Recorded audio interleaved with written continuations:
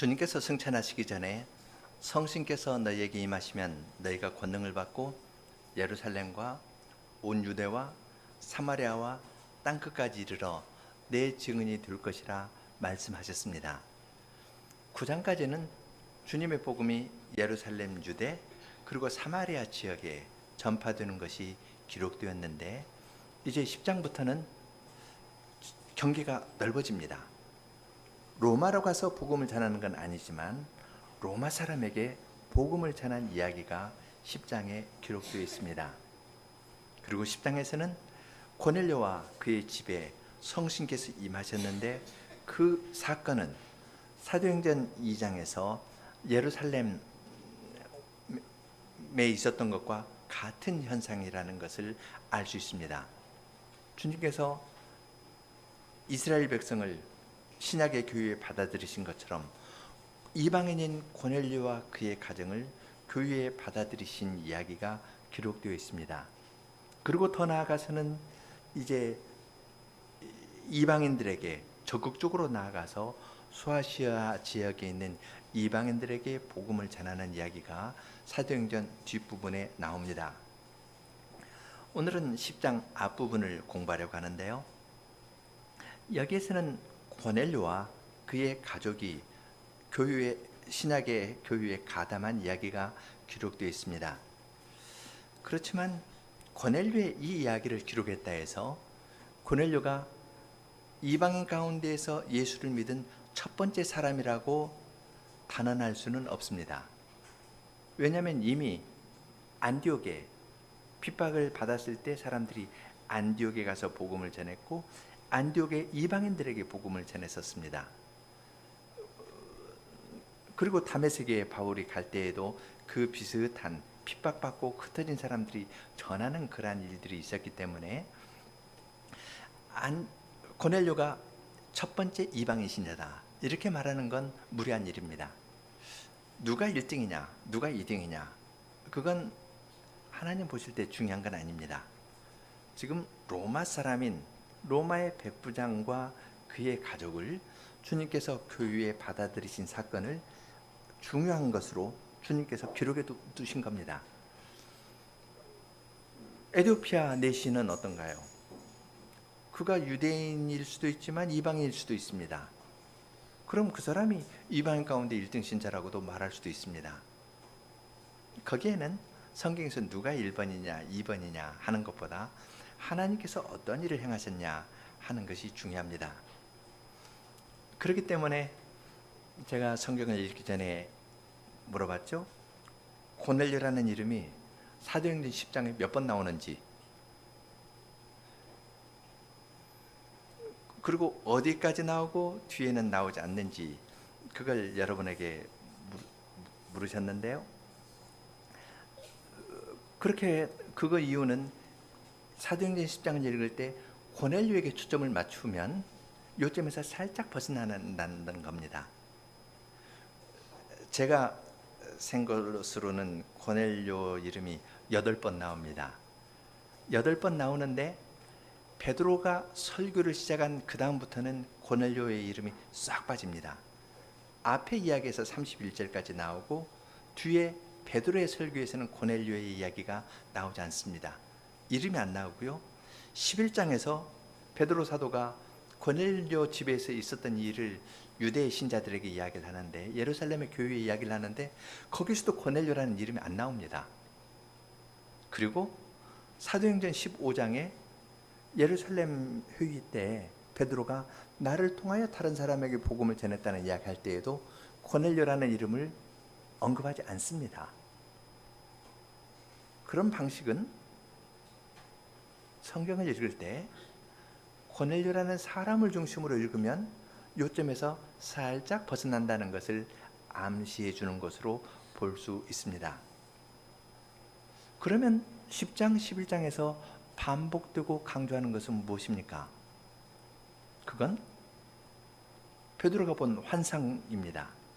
베드로가 하나님께서 자기에게 보여준 환상 이야기를 10장에서 길게 이야기를 하고 기록하고요, 11장에서도 그것을 반복해서 이야기를 합니다. 그리고 환상의 결론은 하나님께서 나를 너희에게 보내셨다 하면서 하나님께서 보내신 것으로 이야기를 합니다. 그리고 성신께서 임하셨고 베드로가 예수 그리스도에 관한 이야기를 할 때 성신께서 임하셨습니다. 하나님께서 보내셨고 보내심을 받은 베드로는 예수 그리스도의 사역에 대해서 죽으심과 부활에 대해서 이야기를 하고 그 이야기를 하니까 성신께서 임하셨습니다. 삼위 하나님께서 고넬료와 그의 집에 행하신 일을 중요하게 보는 것이 하나님의 말씀을 바르게 읽는 것이 될 겁니다. 환상이 중요하다 했는데요. 환상은 큰 그릇 혹은 보자기와 같은 큰데 땅에 기는 4발 달린 것이 있었고요. 그리고 그 기는 것들 또 나는 것들이 있었습니다. 이제 환상인데요. 그런데 베드로 사도는 거기에 대해서 나는 부정한 것을 먹은 적이 없다. 어려서부터 먹은 적이 없다고 이야기를 합니다.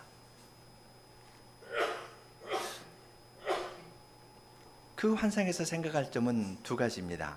하나는 그 보자기 안에 4발 달린 짐승이 있었다고 그랬는데요. 구체적으로 이야기는 하지 않지만 소나 양이 있었을까요? 없었을까요? 그리고 그 당시에 부정한 것의 대표적인 것은 돼지입니다. 거라사 귀신 이야기에서도 그렇죠. 돼지만 꿀꿀거리고 있었을까요? 아니면 양이 음매음매하는 양은 그 보자기에 있었을까요? 없었을까요? 그것도 생각해 볼 점입니다. 다른 하나는 그 부정한 것이 그 보자기 안에 있었던 건 사실입니다. 그 부정한 짐승이 어디로 갔나요? 부정하다 해서 쫓아냈나요? 아니면 이방인에게 줬나요? 그 보자기가 어디로 올라갔죠? 하늘로 올라갔습니다. 말하자면 꿀꿀거리는 돼지가 있는데 꿀꿀거리는 돼지가 하나님이 올라간 겁니다. 여러분 성전뜰에 가면은 아이들이 볼 수 있는 짐승이 있을 텐데요. 성전뜰에서 제사를 드리니까 거기 음매하는 양들도 있었고요. 소들도 있었을 겁니다. 그런데 성전 제사장에 성전뜰에 가서 꿀꿀대는 돼지를 볼 수 있었을까요? 부정한 것이니까 꿀꿀대는 돼지는 성전뜰에 올 수 없습니다. 그런데 사도행전 10장을 보면은 부정한 짐승인 꿀꿀대는 돼지가 하나님 앞으로 올라갑니다. 꿀꿀대는 돼지가 소나 양과 함께 하늘로 올라갑니다. 이 환상을 통해서 하나님께서 보여주시는 것이 무엇일지,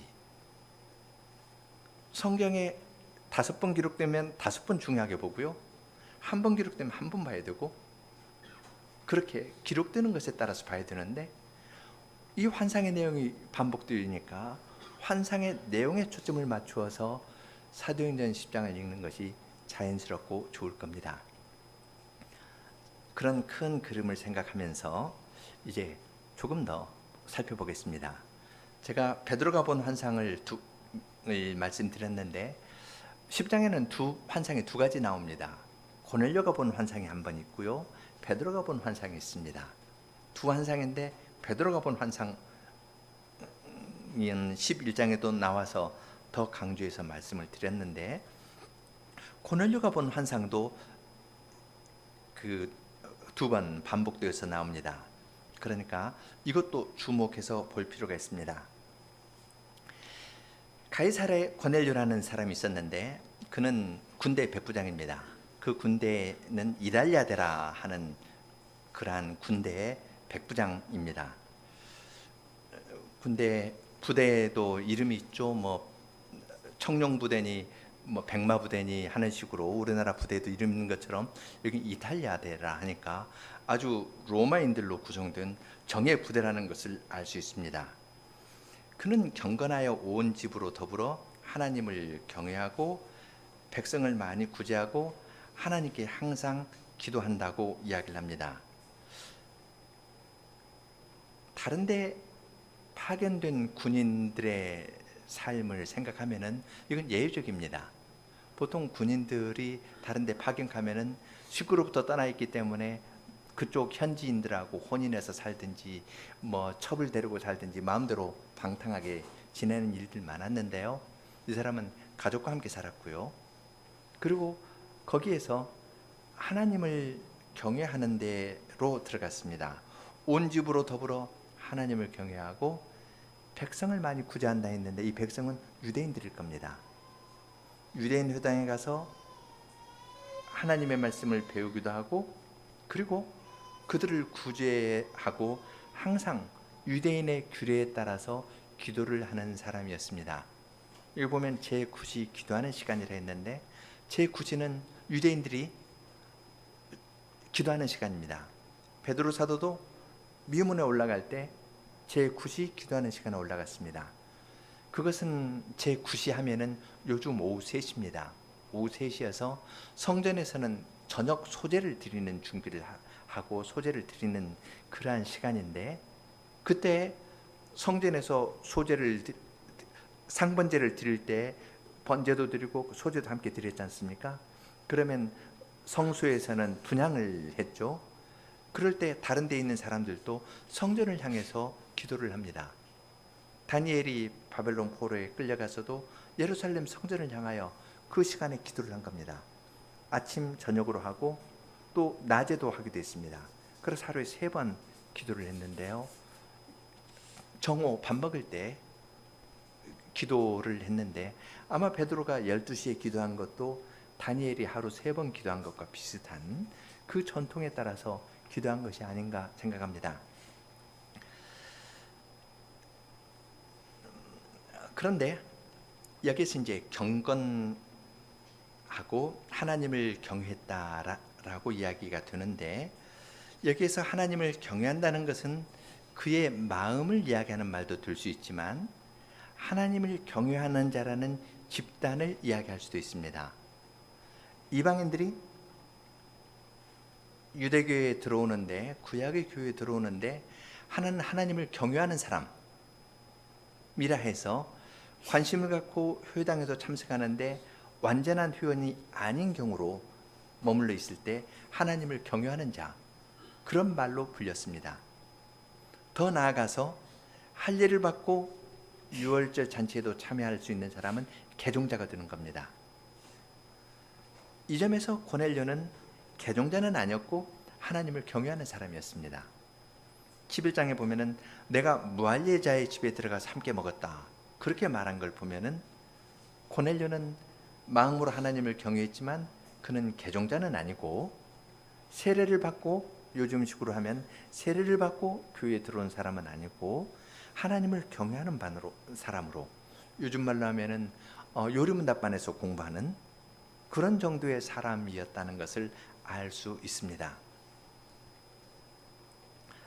이러한 고넬료가 제9시 기도하는 시간에 기도를 했는데 환상 중에 하나님의 사자가 나타났습니다. 그리고 그의 이름을 부릅니다. 고넬료야 하니까 고넬료가 주목하여 보고 두려운 가운데에서 주여 무슨 일입니까? 하고 하나님께 그 천사에게 이야기를 하니까 천사는 너의 기도와 구제가 하나님 앞에 상달하여 기억하신 바가 되었다고 이야기를 합니다. 기억하신 바가 되었다라는 말은 너의 기도와 구제가 하나님 앞에 기념물이 되었다는 말과 같은 뜻입니다. 하나님께 레위기 2장 같은 데 보면 제사를 드리는데 이 제사를 하나님께 드리면 그것이 하나님께서 받으시는 기념물이라는 말로 표현했는데요. 그것하고 같은 뜻입니다. 내가 드린 기도나 구제하는 것이 하나님 앞에 기념물이 되어서 하나님께서 받으셨다라고 이야기를 합니다. 그러한 하나님께서 받으셨다는 것을 한편으로 이야기를 하면서 동시에 다른 편으로 사람을 보내어 베드로라 하는 시몬을 초청해서 그의 말을 들으라고 이야기합니다. 베드로라 하는 시몬은 이 욥바에 살고 있는데 욥바 해변가에 있는 이 가죽을 무두질하는 피장이 시몬의 집에 머물고 있으니까 가서 그분을 청해 가지고 말을 들으라고 이야기를 합니다. 천사가 복음의 사실을 다 이야기를 하는 것이 아니라 복음의 사실은 하나님께서 세우신 사도를 통해서 듣도록 이야기를 한 겁니다. 그러니까 고넬료는 즉시 그 말에 순종해서 하인 둘과 자기 부하 가운데 경건한 사람 하나를 불러서 자기가 본 환상을 이야기를 하고 욥바로 가서 데려오라고 이야기를 합니다. 가이사라가 북쪽에 있고요, 욥바는 밑으로 내려옵니다. 약 50km쯤 내려옵니다. 50km 내려오는데 지금 제9시 기도하는 시간에 이 말을 들었고요. 그 다음 날 제6시 정오 전심 먹을 때 베드로의 집에 도착했습니다. 그러니까 21시간 만에 50km를 간 겁니다. 21시간 만에 50km를 갔으니까 야간 행군 비슷하게 했을 겁니다. 저녁에 잠은 조금 자고요. 저녁에 잤겠죠. 자고 중간에서 자고 갔는데 상당히 부지런히 갔다는 걸 알 수 있죠. 50km 혹은 어떤 책은 60km라고 되는데 직선거리 되는 거다고요. 길을 이렇게 꼬불꼬불 가면은 더 길어질 겁니다. 그래서 오후에 출발해가지고 부지런히 해서 저녁에 좀 자고 그 다음날 전심 때 욥바에 도착했습니다. 이튿날 부지런히 행해가지고 성에 가까이 갔을 때 하나님께서 또 다른 일을 행하셨습니다. 그건 베드로가 전심 먹을 때 기도를 하려고 지붕에 올라갔습니다. 그림이 그려지죠. 저쪽 북쪽에서 세 사람이 부지런히 욥바 성 와가지고 성 가까이 오려고 하는데 베드로는 전심 때 기도하려고 지붕 위에 올라갔습니다. 쨍쨍 내리쬐는 그 지붕에 그냥 있었을지 아니면 지붕 위에 그늘이라도 막을 수 있게 그늘막을 해서 거기서 기도할 수 있도록 했을지 잘 모르겠습니다. 아마 기도막을 만들어 놓고 바닷가에 근처에 있으니까요. 혹시는 바다를 보고 바다 방향으로 보도록 만들어질지도 모르겠습니다. 그걸 보면서 했을지 아니면 예루살렘을 보면서 기도를 했을지 어느 쪽으로 방향이 틀어졌을지는 잘 모르겠습니다. 방향은 반대입니다. 욥바에서 바다로 가면은 바다하고 예루살렘하고는 정반대인데 여하튼 어느 쪽으로 향했을지는 모르겠지만 그 지붕 위에 올라서 기도를 시작했습니다. 그리고 그 기도가 끝날 때에는 이 세 사람이 시몬 피장이의 집에 도착했습니다. 성 가까이 와서 안에 들어오는 그 순간 바로 그 사이를 이용해서 하나님께서 베드로의 기도를 들어주셨습니다. 기도를 듣고 그리고 베드로에게 환상을 보였습니다. 베드로가 기도를 다 끝낸 다음에 아마 시장하여 먹고자 하여 사람들이 준비를 했습니다. 옛날 집은 그렇게 크지 않거든요. 그러니까 지붕 위에 올라갔으면 밑에서 음식 만드는 소리 또 무엇을 지지거나 볶거나 하면은 이제 굽는 냄새나 이런 것도 지붕 쪽으로 이렇게 올라왔을 겁니다. 올라와 가지고 배가 조금 더 고플 때입니다. 지금 피장이 시몬은 자기 집에 베드로와 함께 다니던 사람들이 몇 명 있었고요. 자기 집 사람도 있고 하니까 다른 때보다 음식을 많이 준비해야 됐고 다른 때보다 음식을 많이 준비하니까 시간이 조금 더 걸렸을 듯합니다. 그래서 베드로가 시장하여 먹고자 하매 라는 말이 기록된 걸 보니까 베드로가 배가 고팠습니다. 배가 고플 때 그에게 먹을 것 환상이 보였습니다.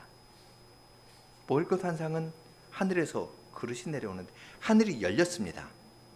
하늘이 열리고 하늘에서 그릇이 내렸는데 이건 보자기에 땅에 있는 여러 짐승들, 땅에 있는 각색 네 발 가진 짐승과 기는 것과 공중에 나는 것들이 있었습니다. 물고기는 없었습니다. 이 정한 음식, 부정한 음식 이야기할 때 물고기도 어떤 건 먹고 어떤 건 비늘 있는 건 먹고 비늘 없는 건 먹지 말라 그랬는데 물고기는 없고요. 이 보자기에 물고기, 물이 없는 데에서 물고기 있으면 좀 보기에도 안 좋겠죠.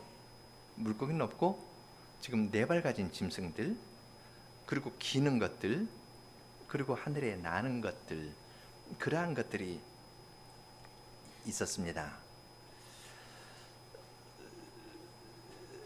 여기 그 그릇이 보자기 같이 해가지고 땅에 이렇게 탁 내려와서 베드로가 볼 수 있습니다. 그리고 하나님께서 일어나 그것을 잡아 먹으라 그렇게 이야기하니까 얼마든지 손 내밀어서 잡아 먹을 수 있는 겁니다. 땅에 있는 보자기 같은 데 이렇게 있으니까 땅에 닿으니까 이제 네 발 가진 짐승들은 일어나서 움직이기도 할 겁니다. 처음 말씀드린 것처럼 여기는 소도 있고 양도 있고요, 그리고 돼지도 있고 네 발 가진 짐승으로 말하자면 여러 개가 섞여 있었습니다. 그런데 베드로는 다른 것은 안 보고 부정한 것만 이야기했습니다. 정한 동물이라 하더라도 잡아먹으려면 피를 다 빼고 상당히 시간이 들어가는데요, 베드로는 그 부정한 것을 이야기하면서 주여 그럴 수 없나이다. 속되고 깨끗이 아니한 물건을 내가 언제든지 먹지 아니하였나이다 하고 말했습니다. 말이 3번 주고받는데요, 먹으라 하니까 베드로의 첫 번째 말은 주여 그럴 수 없습니다 했습니다. 두 번째로 하나님께서는 내가 깨끗게 하신 것을 내가 속되다 하지 말라, 하나님께서 깨끗게 하신 것을 내가 속되다 하지 말라 그랬습니다. 두 번째 말에서요, 하나님께서 깨끗하게 하신 것을 베드로야 내가 속되다 하지 말아라, 더럽다 하지 말아라 이렇게 이야기했습니다. 그리고 베드로는 그 말에 대해서 주여 그렇게 했습니다. 그럼 말씀하신 그분은 누구일까요? 하나님께서 깨끗게 하신 것이라 했으니까 하나님은 아니겠고요. 또 뒤에 보면 성신께서 내려가라 이렇게 이야기를 했는데 베드로가 주여 그렇게 말한 걸 보면은 베드로에게 아주 친숙한 목소리였을 겁니다. 베드로의 귀에 항상 울리던 주님의 부활하신 주님의 목소리였다고 생각하는 것이 가장 자연스러울 겁니다. 그 부활하신 주님께서 그에게 베드로야 잡아먹어라, 안 돼요 그랬습니다. 하나님께서 깨끗게 하신 것을 내가 더럽다 하지 말아라. 그런데 베드로는 대답 없습니다. 기록되지 않았습니다. 거절한 겁니다. 사랑하는 주님의 말에 대해서 베드로는 응답을 안 했습니다. 그만큼 이것이 베드로는 어려서부터 배운 문화였고 그의 몸에 새겨져 있는 겁니다. 돼지 근처에는 가까이도 안 가는 겁니다. 그런데 거기에 돼지하고 속 함께 있다. 돼지만 보이고 가까이 안 하는 겁니다. 그런데 주님께서 또 3번째 말씀하셨습니다. 3번째 이야기는 기록되지 않습니다. 2번째 이야기 했는데 베드로가 거부했거든요. 주님께서 3번째 그 일이 똑같은 일이 있었다 하니까 베드로 보고 하나님께서 깨끗하게 하신 것을 베드로야 내가 속되다 하지 말아라 이렇게 말씀하셨으리라 생각이 듭니다. 3번이나 사랑하는 주님께서 말씀하셔도 베드로는 내 경험상 안 됩니다 그렇게 이야기를 하고 밀어냈습니다. 그런데 중요한 점은 그 부정한 동물이 있다 했는데 이것이 지중해로 버려진 것가 아니라요, 거라사 귀신 들렸을 때에는 돼지 무리로 들어가고 돼지가 바다에 빠졌잖아요. 이 부정한 짐승을 지중해에 버린 것이 아니라 이 부정한 짐승이 하늘이 열리고 내려왔는데요, 하늘로 올라간 겁니다. 참성전을 의미하는 그 하늘로 올라간 겁니다. 생각해보면 이건 굉장한 일입니다. 성전에 갔는데 예루살렘 성전뜰에서 소나 양이 있으면 괜찮습니다. 그런데 거기에서 돼지가 꿀꿀대고 있는 돼지가 성전뜰을 왔다 갔다 하는 거 두고 비슷한 현상이 발생한 겁니다. 하나님께서 내가 저것을 정결케 했다, 그렇게 말씀하신 하나님께서는 과연 그 부정한 짐승을 하늘로 가지고 올라가셨습니다. 이것은 베드로를 하여금 여러 가지를 많이 생각해 하였을 겁니다.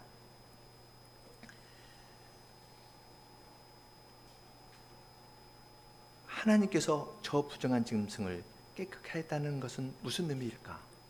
왜 저것을 하늘에서 내리시고 다시 하늘로 가지고 올라가셨을까? 그 뜻을 베드로 사도는 생각했을 겁니다. 구약에서 우리가 잘 아는 것처럼 이 거룩함의 등급이 있죠. 거룩한 거가 있고 속된 것, 일상적인 거가 있고, 이 속된 것은 정결한 것이 있고 부정한 것이 있습니다. 이스라엘 사는 진이 있으면 진 밖은 부정하고 진 안은 정결합니다. 그래서 부정한 일을 행하면 진 밖으로 나가서 그 규례에 따라 이 부정한 것을 씻은 다음에 이스라엘 진 안으로 들어옵니다.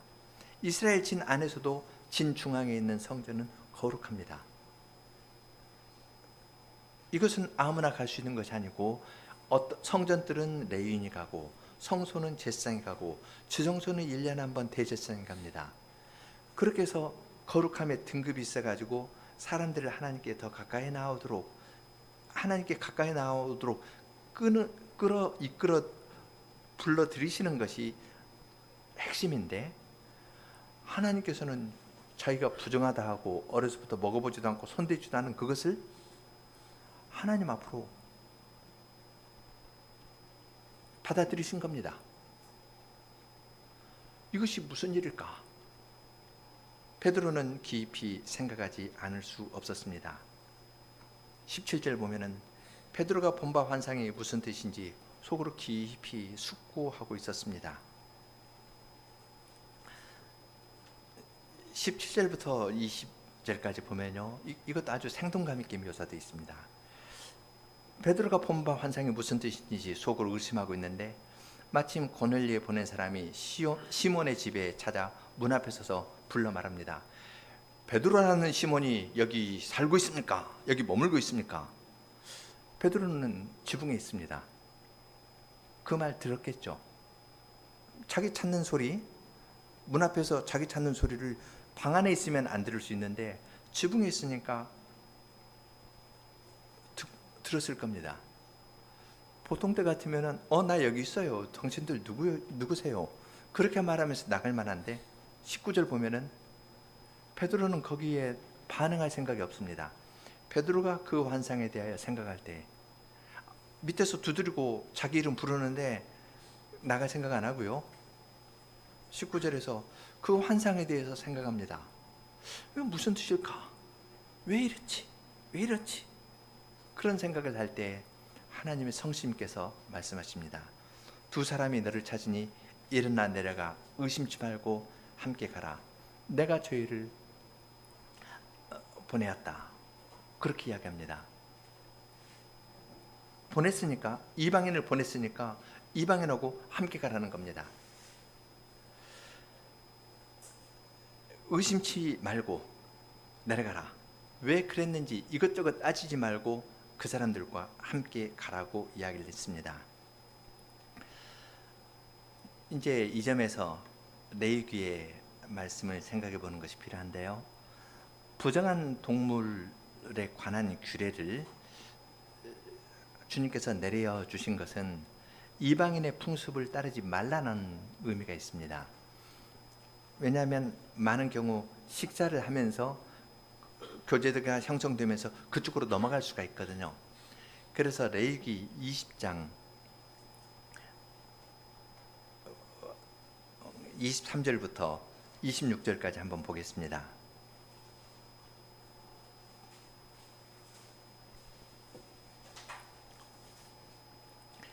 레위기 20장 23절.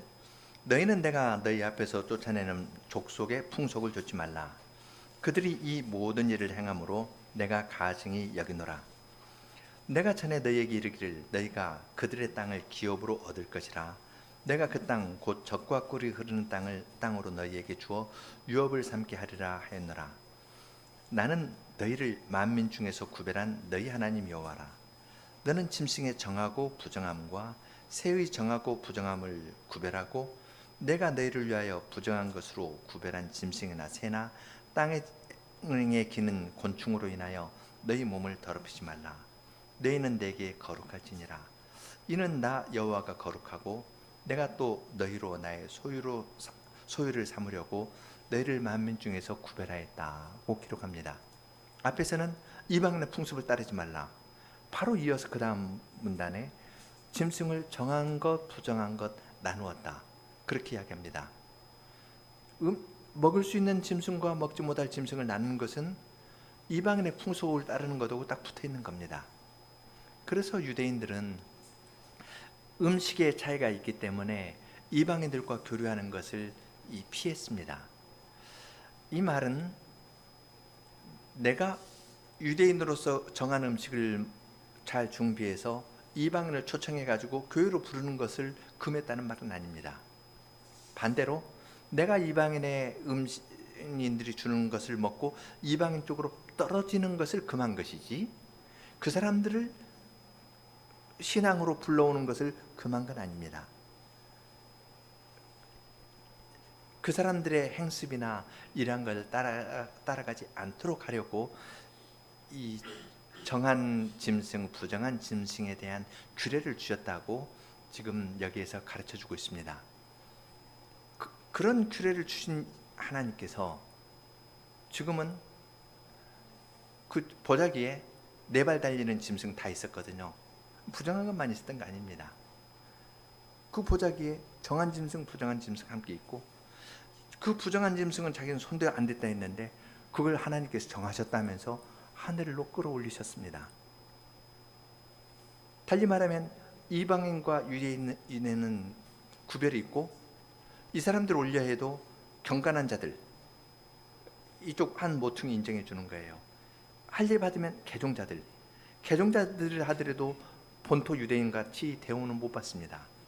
일단 급을 두어가지고 이렇게 살아왔는데 하나님께서 내가 너희들이 부정하다고 하는 이방인들을 내가 거룩하다고 하나님께서 정하다 하는 것을, 깨끗게 하신 것을 너는 부정하다 하지 말라. 내가 이 이방인들을 깨끗하게 했고 이방인들과 너희들을 함께 내 앞으로 들어 올렸다. 그러한 뜻을 담아서 이 환상을 보여주신 겁니다. 이제 베드로는 그 의미를 더 깊이 생각했을 겁니다.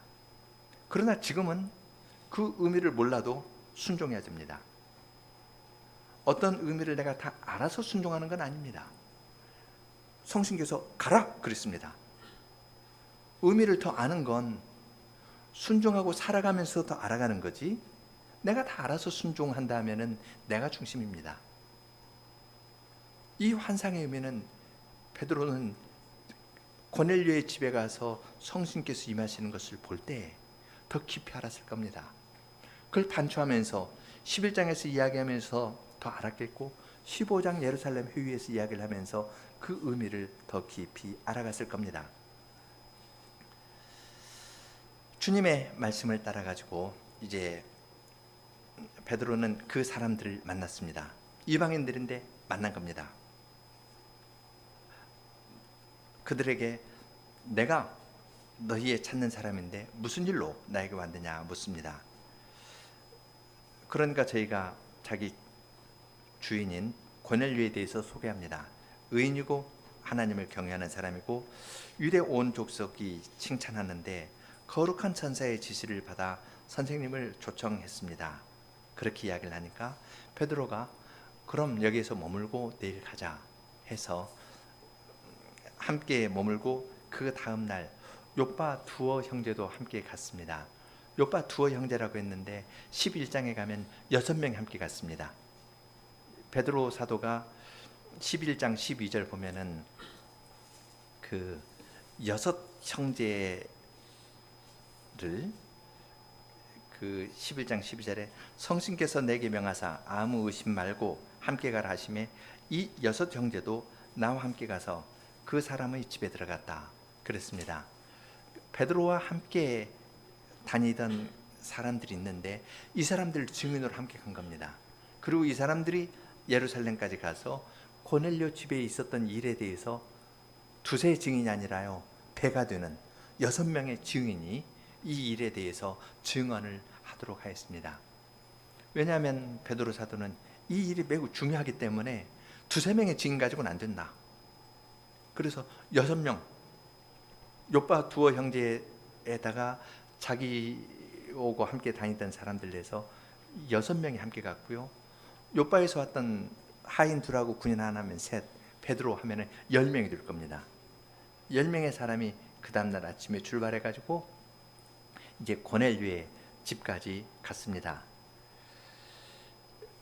아마 한 사람은 좀 빨리 가서 고넬료에게 이야기한 듯 합니다. 그러니까 고넬료는 자기 가족과 가까운 친구들을 다 모아가지고 베드로가 오기를 문 앞에서 기다리고 있다가 베드로가 오니까 베드로의 발 앞에 엎드려서 절했습니다. 그러니까 베드로가 일으키면서 일어나라, 나도 사람이다 고 이야기합니다. 고넬료가 볼 때 천사가 이야기한 그 사람이니까 자기의 이교적인 관습으로 놓고 보자면 어떤 신적인 존재로 생각했던 듯합니다. 그러니까 베드로가 아니야, 나 사람이야. 나도 사람이고 내가 여기 온 것은 하나님께서 나를 보내서 나도 사람일 뿐이다. 내가 당신보다 본질적으로 더 나은 것 아니다. 그런 뜻을 담아서 나도 사람이다. 그렇게 이야기를 했습니다. 그리고 둘이 함께 집 안으로 들어갔습니다. 고넬료는 로마 백부장으로 의전에 아주 익숙한 사람이었습니다.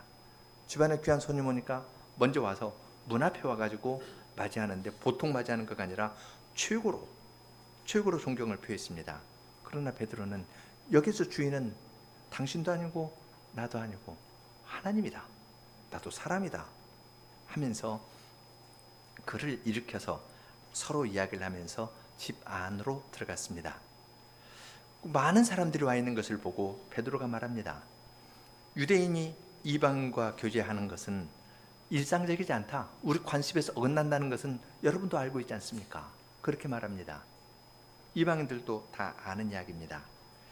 그렇지만 하나님께서 나에게 지시하시기를 아무도 속되다 하거나 아무도 깨끗이 않다 하지 말라 그렇게 명하셨기 때문에 나는 여러분들을, 이방인들을 속되다 하거나 깨끗하지 않다, 부정하다 이렇게 생각하지 않습니다. 그래서 지금 이 자리에 왔습니다. 여러분이 불러주셨, 하나님께서 말씀하셨고 여러분이 초청하여 주셨기 때문에 그 초청을 사용하지 않고 왔습니다. 무슨 일로 나를 초청했습니까? 그렇게 이야기를 했습니다. 그러니까 고넬료가 나흘 전 이야기를 하고 자기가 환상을 본 이야기를 합니다. 하나님께서는 베드로에게 고넬료가 본 환상까지 다 이야기를 하면서 고넬료에게 내가 이런 환상을 보여줬으니까 너는 가서 이렇게 하라 그렇게 안 하셨습니다. 고넬료에게 보여주신 환상은 고넬료의 입을 통해서 베드로는 들었어야 합니다. 그래서 다 주인은 하나님이시고요. 하나님께서 베드로에게 이야기하신 것은 베드로가 고넬료에게 이야기를 하고 하나님께서 고넬료에게 보여주신 것은 고넬료가 베드로에게 이야기를 했습니다. 그렇게 해서 드러나는 것은 하나님께서 행하신 일만 드러나는 겁니다. 고넬료는 자기의 환상을 이야기한 다음에 우리는 주님께서 당신에게 명하신 모든 것을 듣고자 하여 다 하나님 앞에 있나이다 하고 대답했습니다. 베드로를 높이려고 했는데 베드로가 나 사람이야 그렇게 이야기하고 하나님께서 나에게 이렇게 이야기했다 하니까 고넬료는 하나님께서 당신을 통해 우리에게 말씀하시고자 하는 것을 우리는 들으려고 하나님 앞에 섰습니다 하고 이야기를 하였습니다. 그래서 이제 그 다음에 보면은 베드로가 사도로서 예수 그리스도에 관한 복음을 전한 것을 우리는 뒤에서 들을 수 있습니다. 하나님께서 행하신 일이 있는데 우선 고넬료에게 행하신 일이 있습니다. 사도행전 10장에서 하나님께서 고넬료에게 행하신 일은 어떤 단계를 거쳐가지고 행하셨습니다. 알 수 없는 하나님의 신비한 능력에 의해서 가이사랴에 근무하던 고넬료가 하나님의 말씀에 대한 열망을 갖고 유대인 회당에 찾아가서 말씀을 듣게 했습니다. 그리고 그로 하여금 경건한 자, 하나님을 경외하는 그룹에 속해가지고 자선도 하고 기도도 하도록 하였습니다. 그리고 하나님께서 그의 자선과 기도를 받아주셨습니다. 그것을 기념물로 하나님께서 받아주셨습니다. 그렇지만 만일 고넬료가 그러한 상태로 신앙생활을 했다면 어떻게 될까요?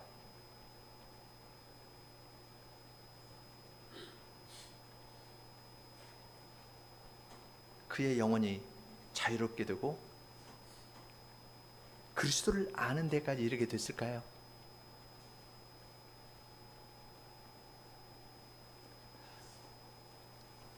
그는 아직 그리스도에 대해서는 몰랐습니다. 할례도 안 받았고요. 예수 그리스도에 대해서는 베드로를 통해서 들었어야만 했습니다. 그리고 난 다음에 성신께서 임해서 방언도 하고 그는 하나의 거룩한 보편적 교회에 속했다는 증거로 세례도 받게 되었습니다.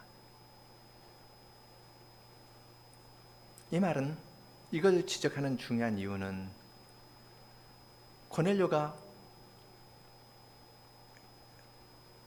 구제와 기도에 힘썼다. 그가 이렇게 선행을 하니까 하나님께서 그의 선행을 보시고 그에게 은혜를 베풀어 주셨다. 혹은 그를 이렇게 쓰셨다 합니다. 그럼 이제 강조점이 고넬료에게 찍힙니다. 그러나 고넬료라는 이름은 이야기 앞부분 31절까지 나오고 그 다음 베드로가 설교를 시작한 다음에는 사도행전 뒤에 이 사건이 두 번 더 언급되는데 사도행전 11장에 나오고 사도행전 15장에 나오는데 거기서는 고넬료 이름이 나오지 않습니다. 하나님께서 행하신 그 일에 초점을 맞추고 유대인과 이방인이 하나가 된 이 복음의 사실이 강조되지 고넬료의 신앙의 덕성이나 그의 열심이나 이런 것이 강조되지 않는다는 것을 여기에서 주목해서 볼 필요가 있습니다.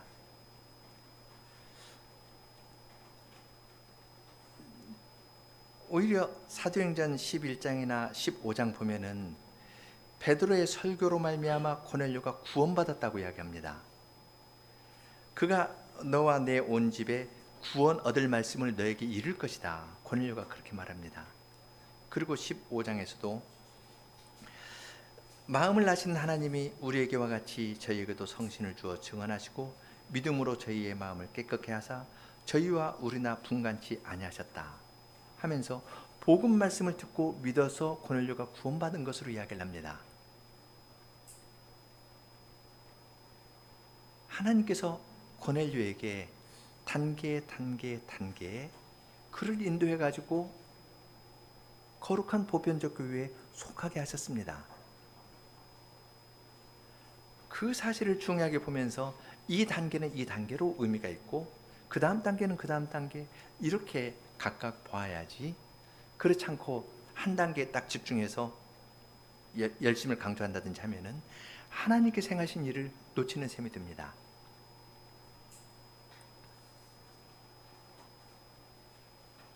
하나님께서 행하신 고넬료에게 단계 행하신 일이 있고 또 다른 것은 하나님께서 베드로에게 행하신 일이 있고 베드로를 통해서 유대인 신자들에게 행하신 일이 있습니다. 두 가지 환상이 있지 않습니까? 고넬료에게 환상을 보여주시면서 인도하신 것이 있었고 베드로에게 환상을 보여주셔서 하나님께서 행하신 일이 있습니다. 베드로는 이방인을 하나님께서 그리스도의 보혈로 또한 성신으로 정결케 하신 사실을 베드로는 몰랐습니다. 인정하지 않으려고 했습니다. 하나님께 그렇게 하신 것을 부정하지 말라. 예수님께서 하나님의 일을 들어가지고 성신으로 말씀하셨는데 베드로는 그걸 거부했습니다. 잘 몰랐습니다. 익숙하지 않다고 뒤로 뺐습니다. 그러던 베드로를 주님께서 함께 가라. 성신으로 가라. 의심치 말고 순종해라. 이렇게 명령하신 겁니다. 그는 순종하고 가면서 욥바에서 가이사라까지 50km의 길을 가면서 이 환상의 의미를 생각했겠고 가이사라에 가서 고넬료의 집에 복음을 전하면서 이 말이 갖고 있는 의미를 성신께서 강림하실 때 이 말이 갖고 있는 의미를 깨닫게 되었습니다. 사도행전 11장에 보면은 11장 1절로 3절 보겠습니다.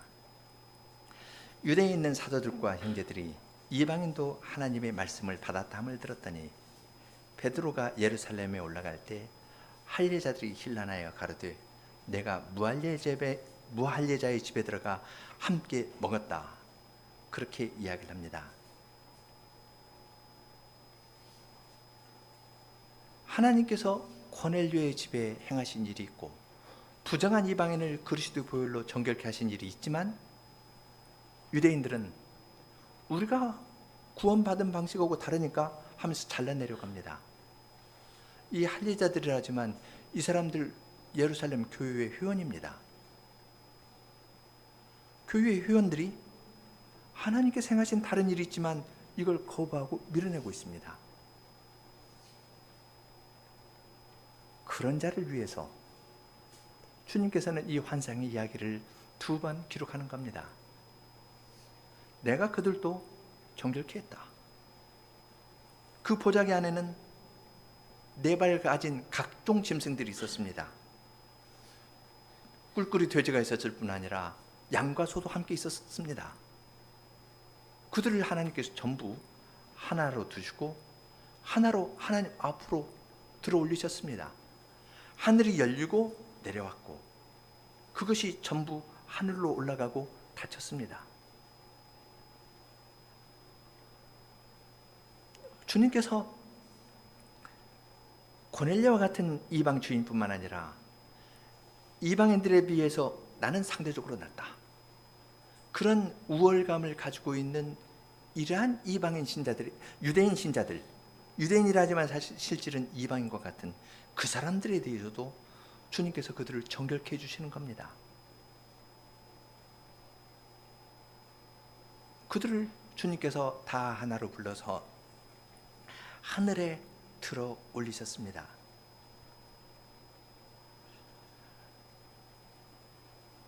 주님께서는 2가지 환상을 통하여 이방인뿐만 아니라 교회에 오래 다닌 우리에게도 말씀해 주시는 겁니다. 유대인들이 하나님의 말씀을 받았지만 그 말씀을 자기중심적으로 이해해서 살았습니다.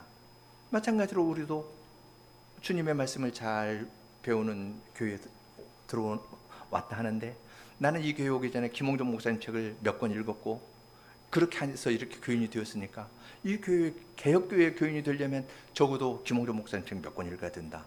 하이델베르크 요리문답을 몇 년 공부해야 된다. 이런 걸 딱 놓고 이걸 해야 교인이 된다고 한다면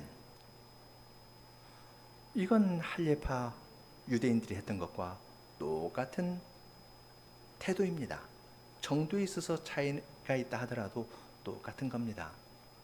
그러나 우리는 부지불식간에 우리의 전통과 우리의 관습을 귀하게 여기면서 그걸 높이려는 경향들이 우리에게 있습니다. 그러한 우리를 향해서 주님께서는 하늘을 열어 보이시는 겁니다. 그리고 하늘에 올라가는 자는 주님께서 깨끗게 하신 모든 자입니다. 어려서부터 주님을 잘 섬겼다고 하는 사람뿐만 아니라 생의 마지막에 주님께 돌아오는 사람도 주님께서는 주님의 나라로 영접해 드리시는 겁니다. 십자가에 달려 돌아가실 때 한편 강도에게 내가 오늘 나와 함께 낙원에 있을 것이다 하고 불러들이시지 않았습니까?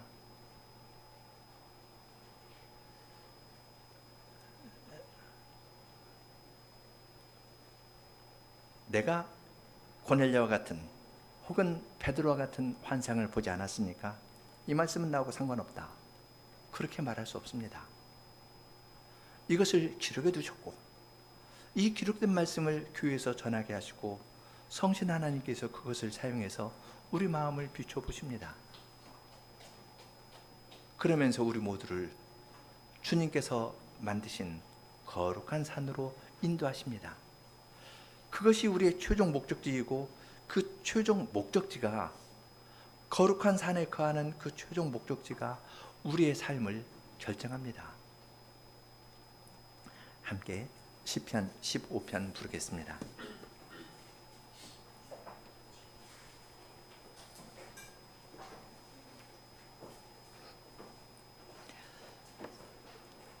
(1절) 함께, 2절 여성, 3절 남성 간주하고 4절 함께 부르겠습니다.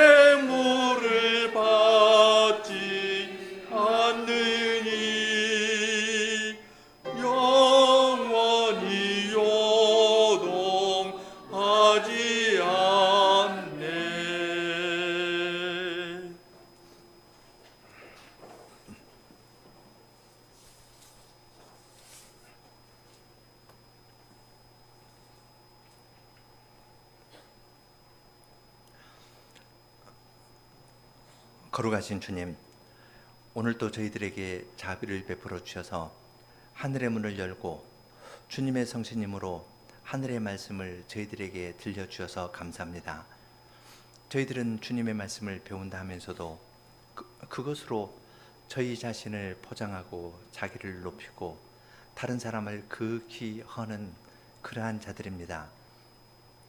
그처럼 부정한 자들이지만 저희 자신의 부정함보다도 다른 사람의 부정함과 다른 사람의 부족을 더 민감하게 알고 거기에 대해서 이야기하기 좋아하는 그러한 자들입니다.